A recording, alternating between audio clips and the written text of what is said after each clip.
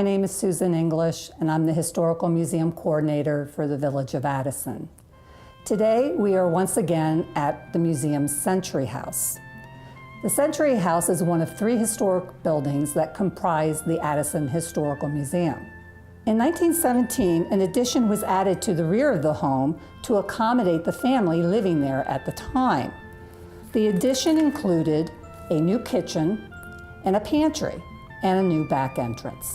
The former kitchen was remodeled into a formal dining room. A new heating system was also installed at this time. Hot water radiators were added to each room to provide heat.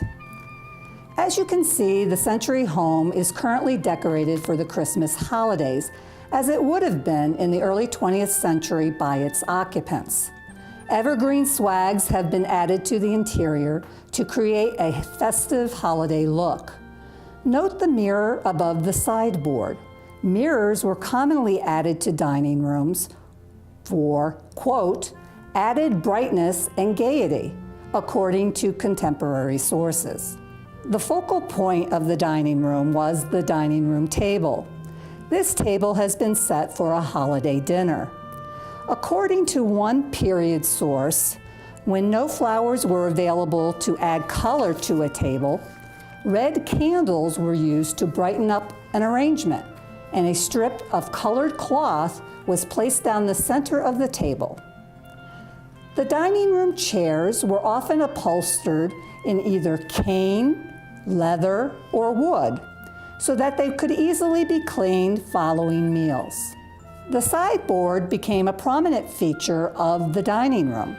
It was used to store china, glassware, and flatware, and to display the homeowner's prized pieces. Dining in the late 19th century to early 20th century was a highly ritualized affair.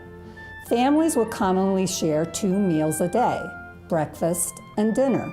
Since the man of the house was at work and the children were at school during the day, lunch was not normally a shared meal among families.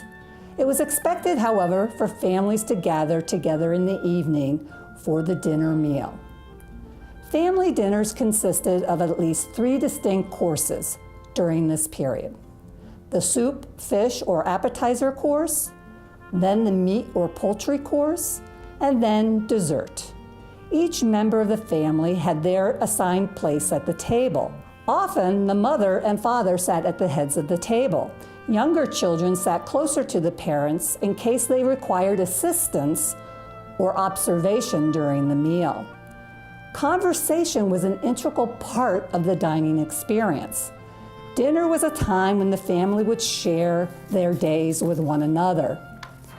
Holiday dinners were much more formal than the regular family dinner. The family's best tableware was set out. Instead of a simple 3-course meal, the menus were more elaborate. A menu for Christmas dinner that was published in the Ladies' Home Journal in 1897 lists the following menu: oysters on the half shell, clear soup, custard and spinach blocks, olives and celery, deviled spaghetti, roasted turkey and chestnut stuffing, cranberry jelly, sweet potato croquettes, peas served in turnip cups, ginger sherbet, lettuce salad, cheese balls, toasted crackers, plum pudding with hard sauce, coffee, bonbons, and almonds. If a family were entertaining guests, it was not uncommon to have upwards of 5 to 6 different courses to comprise the meal. There was a prescribed social etiquette for entertaining which was closely followed.